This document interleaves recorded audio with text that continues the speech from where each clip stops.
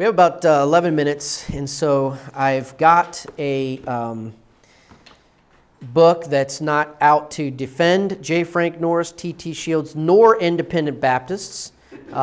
It's a book that's rather generic. It's a part, wouldn't be necessarily conservative at all. It's a overview of the history of various Baptist movements.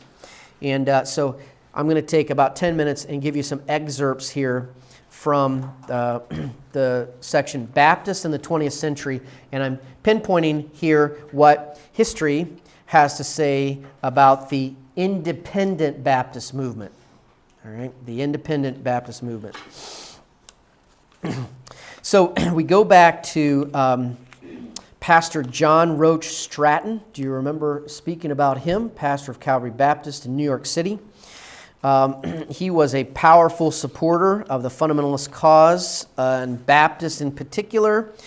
In New York City, from his pulpit, he challenged gambling, liquor, nightlife, materialism, birth control, and other vices of urban life. He preached a message early in the 20th century that has an eerie, prophetic feel when we compare what was said by Stratton in the early 1900s with what happened on September 11th, 2001. He said this in a message: "Have you ever thought, warning people about how frail and how that they should not trust in what man has done in their own ways and their own securities? Have you ever thought of what a good husky tidal wave would do to little old New York? Have you ever imagined the Woolworths, quote, skyscraper butting headlong into the Equitable Building through such an earthquake as that which laid San Francisco's proud beauty in the dust? Have you ever imagined the Metropolitan Tower crashing over on Madison Square Garden sometime when there were tens of thousands of people in there at some worldly, godless celebration on the Lord's Day? Oh yes, don't worry about God's not having the means for judgment, even in this world." So he had to stand against infidels, Baptist infidels, like Walter Rauschenbusch, who was a promoter of the social gospel, against Harry Emerson Fosdick, who preached in 1922 the message, "Shall the Fundamentalists Win?" And he preached that after he came back from a missions trip to China and saw non-fundamentalists doing social work, and he was blessed by that, and he thought that the fundamentalists, with all their concern about right doctrine and right practice, were going to halt the work of God in the world. And he preached that message from Riverside Church in Manhattan, and it was a challenge. It was a challenge to fundamentalists. William Newton Clark and Schuyler Matthews involved with the University of Chicago, which was, quote, founded as a Baptist university, but liberal Baptist from the very start. And Stratton had to stand in Calvary Baptist in Midtown Manhattan against these men. Perhaps, though, the most colorful, if not the most controversial Baptist fundamentalist of the early 20th century was J. Frank Norris. Norris grew that church in one of the largest congregations in the nation through aggressive evangelism and, quote, outlandish tactics. Instrumental in bringing about the independent Baptist movement. So the independent, in other words, not a part of the Southern Baptist Convention, not a part of the Northern or American Baptist Convention, an independent Baptist movement, which obviously did join together into different fellowships and associations and such, but separating from the big conventions. And Norris, they pinpoint him as one of the leaders of that.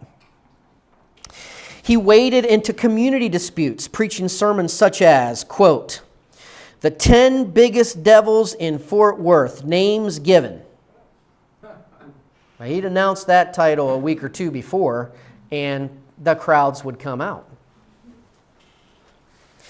Another title, "Rum and Romanism." One sermon, he was preaching and denouncing Darwinism, so he brought a monkey into the pulpit. He conducted funerals for the demon rum and had a coffin on the platform and threw rum bottles into that coffin to put rum to death once and for all. Now, you know, I don't know that particularly sounds that off the wall, but when you compare that with the stiff, high church, formalistic, liturgical services that many people were used to when it goes to churches, now the monkey is a little that would be an eye opener, but that's the type of thing.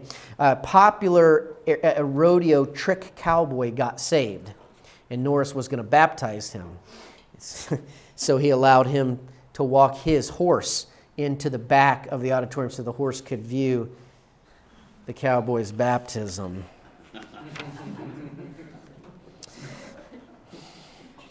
I mentioned the fact that Norris shot and killed D.E. Chips in his office, and he was acquitted of the attack, the charge of manslaughter.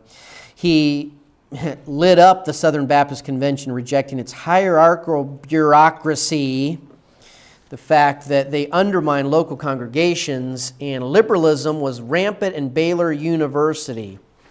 And so he used his publications, The Searchlight and The Fundamentalist, gathered the World Baptist Fellowship, Pastors for Fellowship, Evangelism, Affirming Orthodoxy.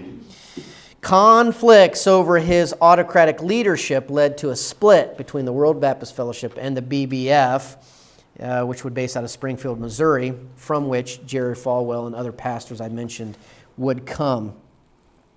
I mentioned W.B. Riley, a Baptist fundamentalist from up in Minnesota, was also tied together here with Riley. A.C. Dixon, W.B. Riley, J. Frank Norris, and an outspoken Canadian Baptist named T.T. Shields. Controversies in the 1920s galvanized Baptists into either fundamentalists or modernists. Two things. First was Harry Emerson Fosdick's sermon, Shall the Fundamentalists Win? He is a liberal pastor, really a puppet of John Rockefeller Sr.'s son, John D. Rockefeller Jr., who actually gave the money to build Riverside Church, of which Fosdick became the pastor. That sermon, 1922, you ought to read that sermon. I sometimes pass it out in class, but it's several pages. You can get it easy online. Secondly was the Scopes trial about evolution. And that split, divided fundamentalists there. Much more we can say about that. Independent Baptists.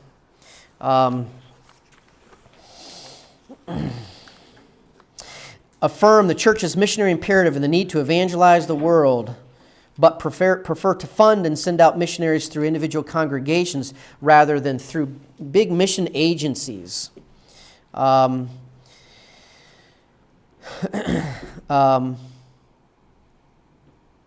Separation. Separating from associations with any group they thought to be considered theological liberals. For many Baptists in this movement, to know a liberal is to be a liberal. So separation was and is promoted. 1928, last thing I'll mention here. 1928, candidate for president Al Smith. Many Baptists opposed him simply because he was a Catholic. Well, no, let me say it like this, on the grounds that he was a Catholic. And I believe it wasn't until JFK that the first actually open Catholic was voted in as president. But what was preached and believed was that a Catholic president could not protect and defend the Constitution from enemies, foreign and domestic, since even the president, as a Catholic, would be dependent on the authority of the Pope. Many preachers, including J. Frank Norris, vehemently opposed Smith's candidacy. Norris took great pleasure in Smith's defeat and claimed credit for making that happen. In the name of the American flag and of the Holy Bible, I defy the Roman Catholic machine of New York. And Norris feared a Smith presidency would extend Catholic dominance to the country. So, from these two men, or in this era, the Independent Baptist movement, at least a lot of it, was birthed. And not that it is all good and right, or that it is all still good and right, but there's the reasons why and some of the history for why things developed the way that they were.